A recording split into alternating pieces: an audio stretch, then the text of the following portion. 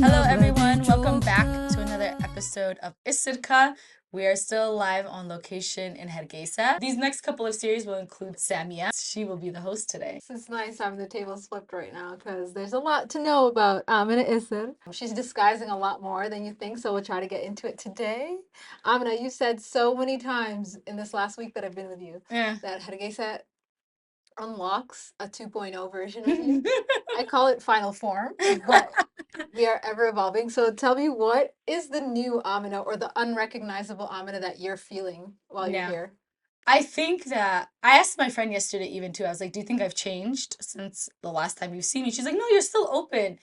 And I'm like, "Yeah, but no, I have changed." Like I think that I I was very particular about who I would engage with and how I would engage with people. Um and I was always like very like I guess paranoid in a way. Like just never knew what the situation was going to become, what it was going to.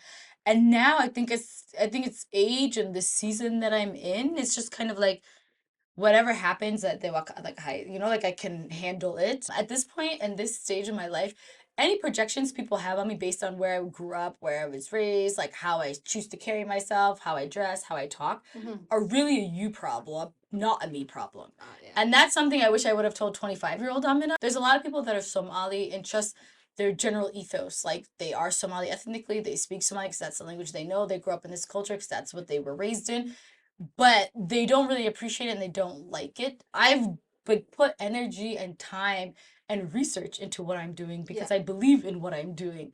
And there's a bigger mission to it. It's not because part of it is I do like listening to Somali songs, but also there's more. I don't half do things. Like, if I like something, and then I need to come out on the other side. Okay, so the work that you do, because it's really impressive. And like I said, Grandma thought, like, how is this girl speaking like this, knowing about all this, and interested in this? And she was fully born in America. Yeah. So what is it that drew you to you do amazing work, by the way. You really are drawing so many connections between something that we're so legendary for, Somalis, as the land of poets, Hoiga Funka and all these things. Yeah. And you pull it in and you bring it back to the diaspora world. You make it relevant for us. Yeah. What pulled you in that direction? It's a very specific niche. And because I think I see the importance of that we need to be connected. We were talking about how divisive we are as a people, and we need to focus on the fact that when I finished my master's paper, it was based on my research in Hargeisa in 2015. And at that time, every space that was like a little bit expressive, a little bit fun, that I really enjoyed, literally faced major pushback by the society in Hargeisa. And so my master's research ended up being about diaspora returnees in Somaliland and the fact that they couldn't adjust to the culture here because it was too rigid and diaspora notions of identity are too fluid, which is no issues with that.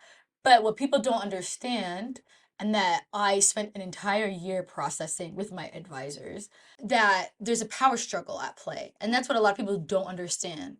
They just think that, oh, like people yeah, so I'm like, that master's paper alone solidified me and like propelled me. Basically, the outcome of it was that there's a power issue at play, and locals are trying to maintain, like, they're trying to manage what local culture is so that they legitimize their connections to the land because they don't have any other place to go. So they want to say, we are the rule, the land is ours, so you have to follow our rules. But everybody kept saying, we'll follow the rules, cool, but we don't know what they are. They don't make sense depending on why is there different rules for Samia, but then Asma there's different rules for her because grew up here, And so we were having these conversations amongst each other, but we didn't know really what was happening. Despite what I do, there's no way, and I don't want to just fit in this box of uniformity.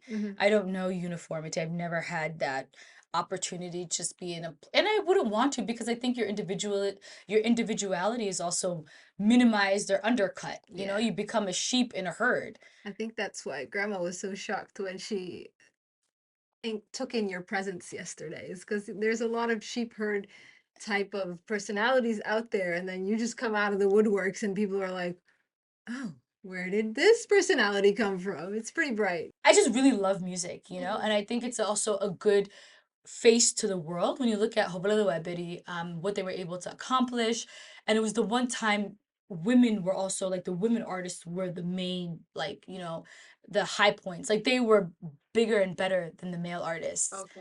And I think this says a lot about a society when women have access, when women have resources.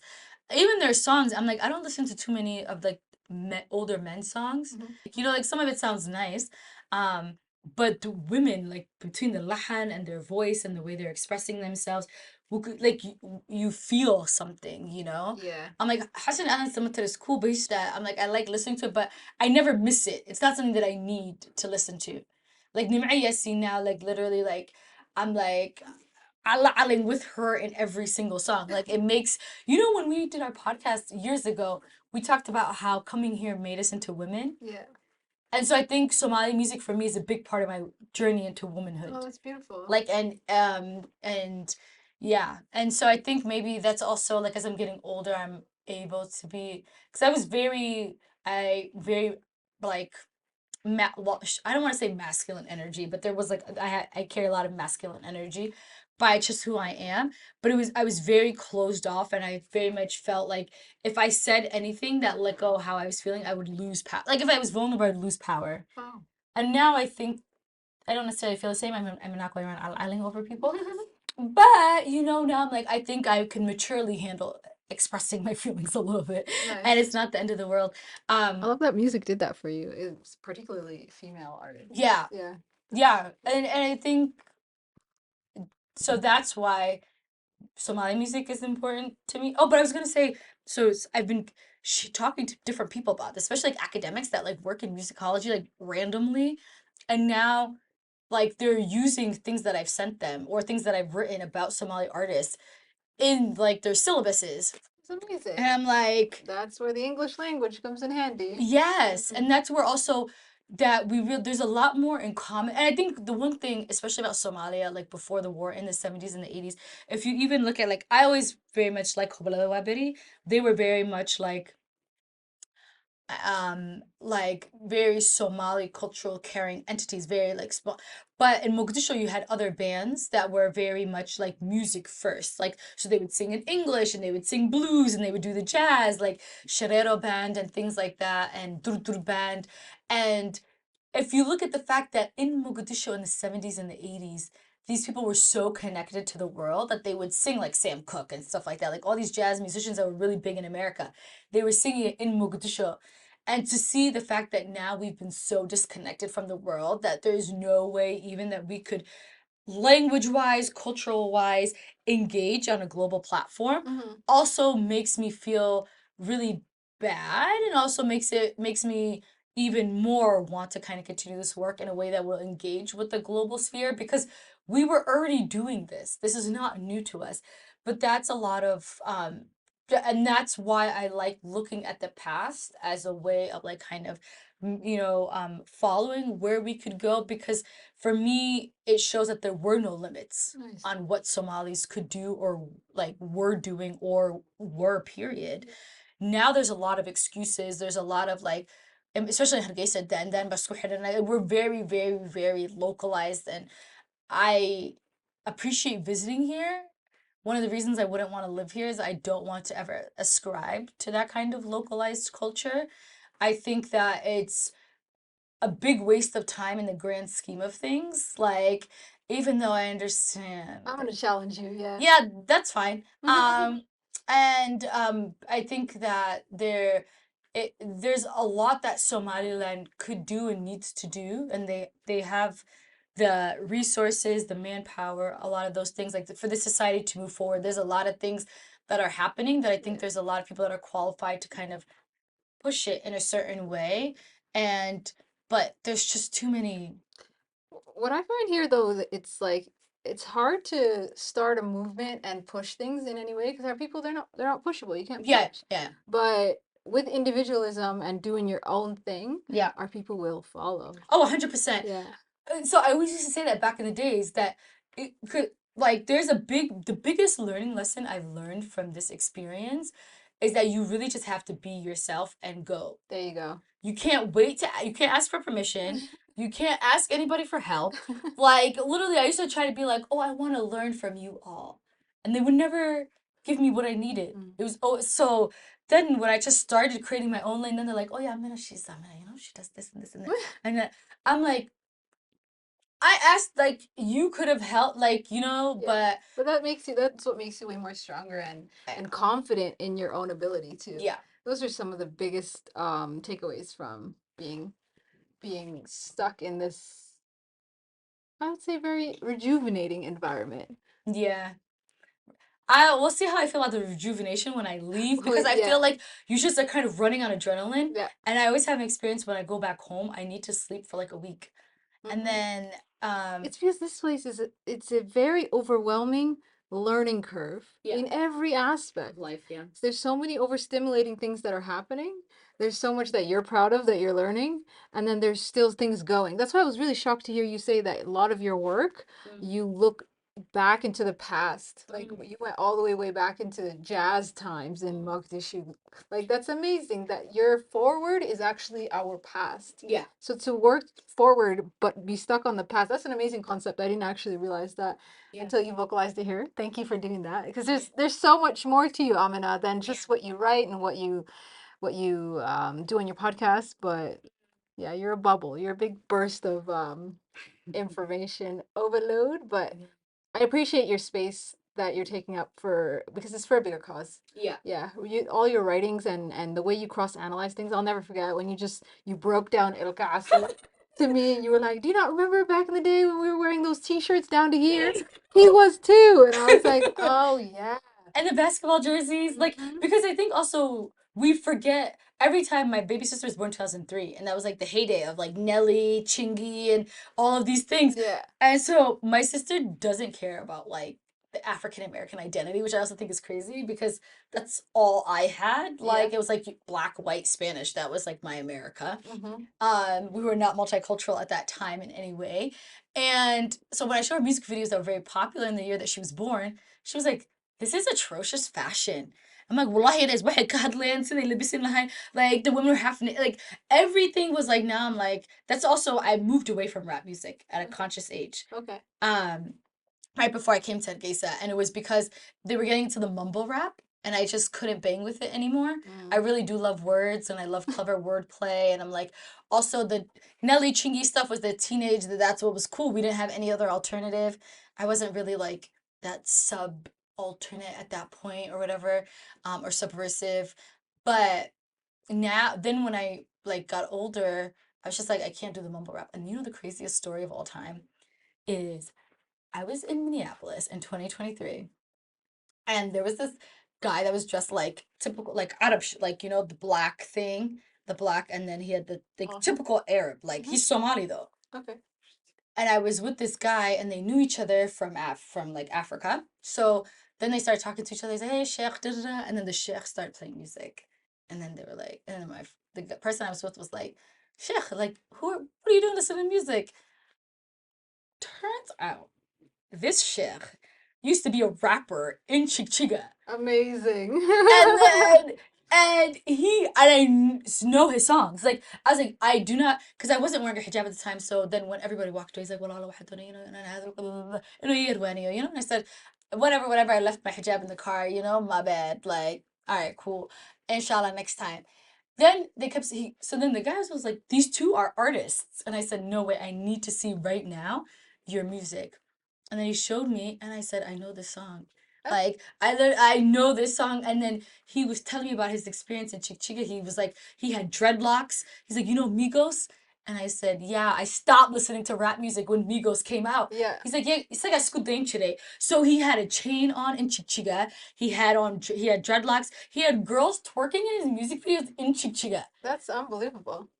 And me and my friend were just like, and then the guy I was with was like, I've never seen this. He's like, I'm gonna watch this later. And I was just like, Hargeisa Mogadishu, I've never seen this. Yeah. And Chichiga is like a smaller city compared to the others, you know? You were doing this in Chichiga? I was like, and then I was like, how old are you? And he's like, oh, I'm 24. He's like, now I want to be an actor. I said, listen, he's still wearing this full Arab getup. Yes.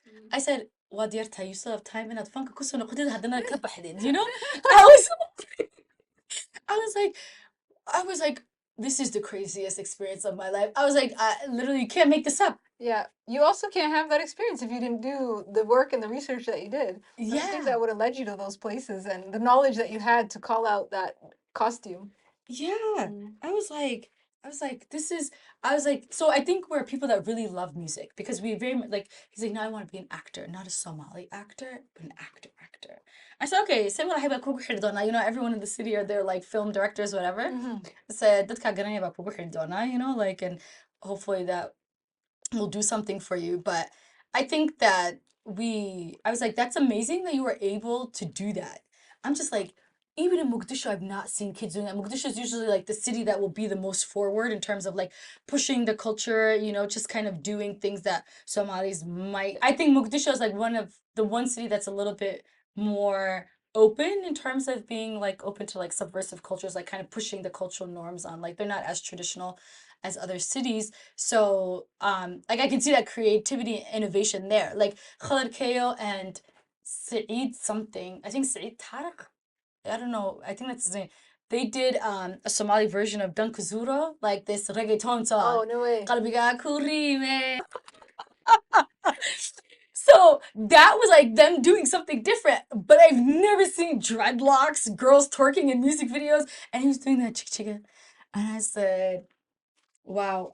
So I think that, you know, and I rate him for doing that. They had a whole group. They were like the Chichiga New Boys and stuff like Oh, that. wow. And I was like, wallahi, if you were still doing music now, I would have interviewed you for Isirka. Because I have this whole sub-series called Raga Dambe, focusing on Somali male artists and vulnerability. Tell us a bit more about Ragadambe. So Raga Dambe is a sub-series that I started because I don't really, I said this at the book fair, so I can say it here, I guess. I don't really say this too much, but Isuka is a female only production for the most part. Like it's 85% women's voices on the podcast. I talk about women, interview women, and that's because Somali women are missing from the mainstream. We don't tell their stories, and I am a woman, so I'd like to talk to, you know, other women. But also most importantly, I don't go around saying that it's a women's only podcast. I mean, there are some men that are on there, but I'm also not putting it in a box. I'm just making that my norm.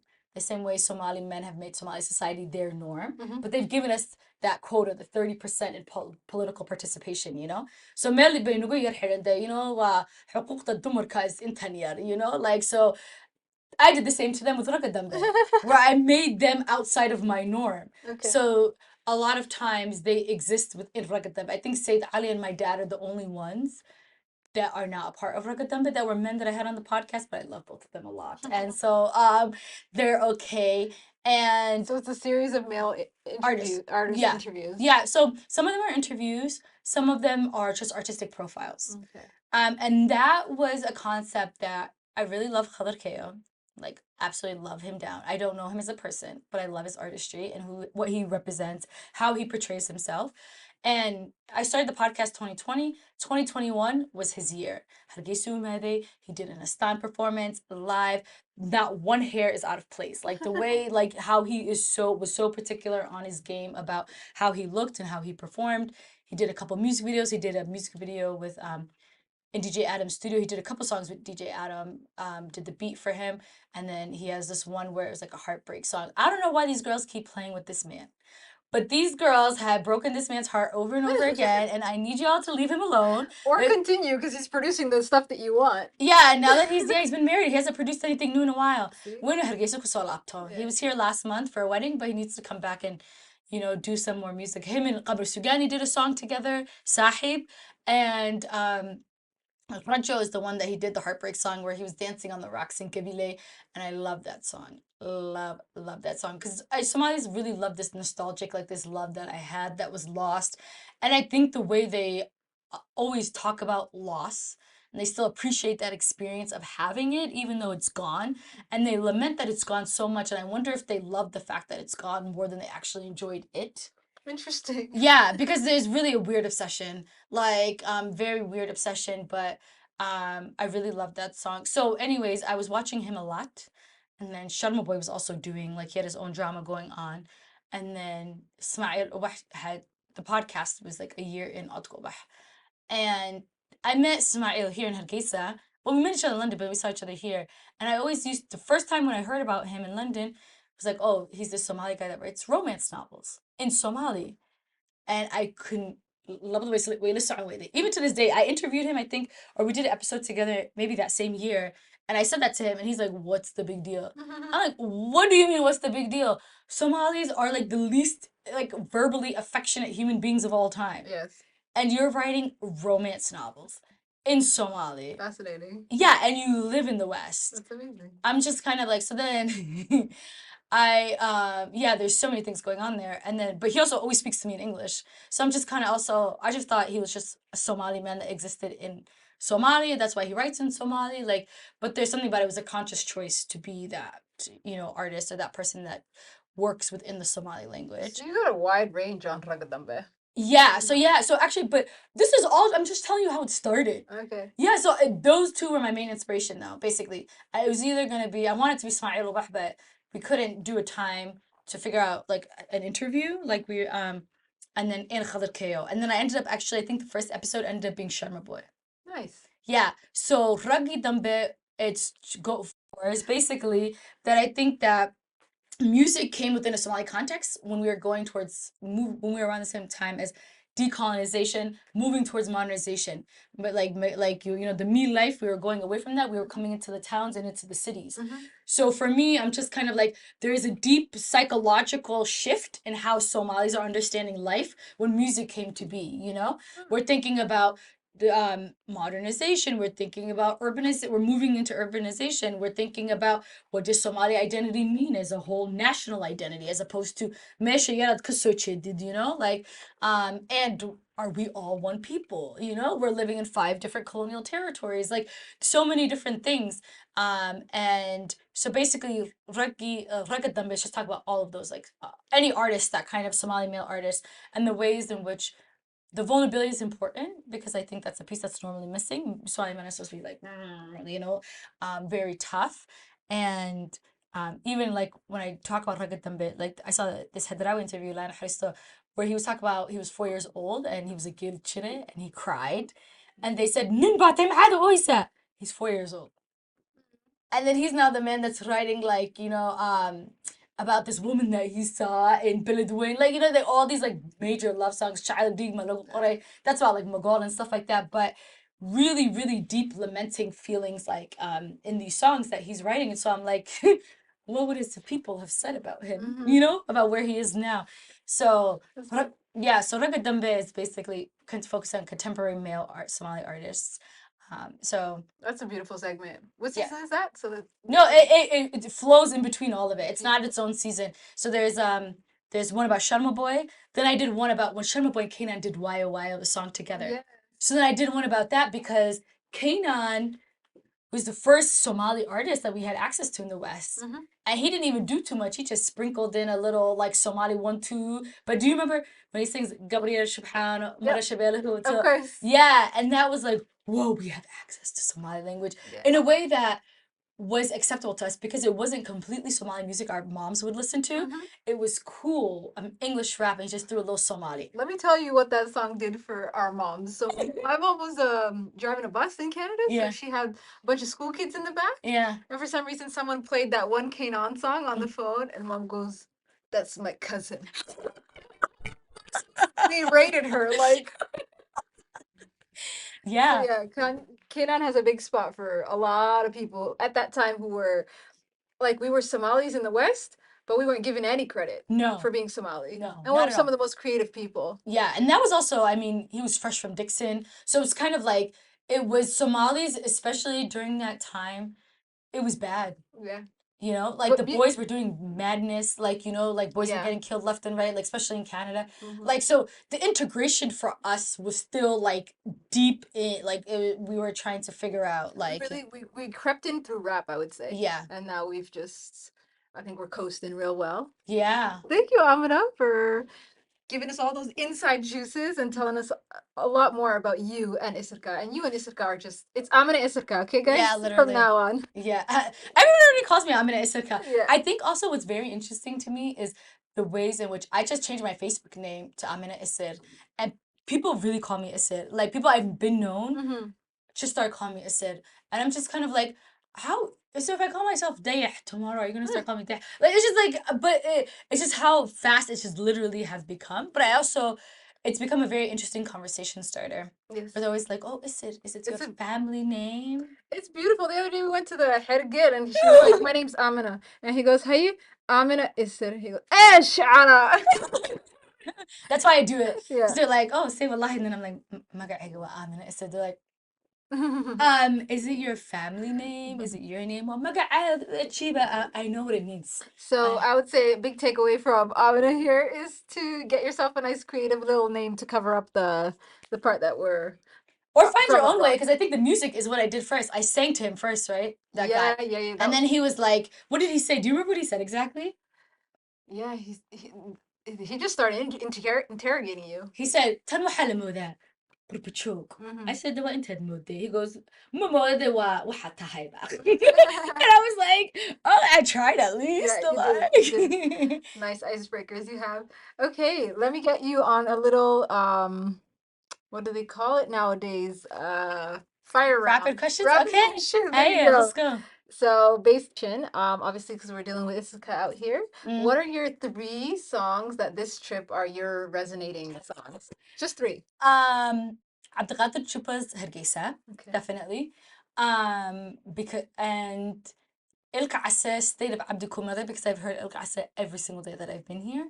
And third one, Sarah Ahmed, Nabsigiyo Ayam Code. Wonderful. Okay, I got my playlist for the way home. Very different songs, but yeah.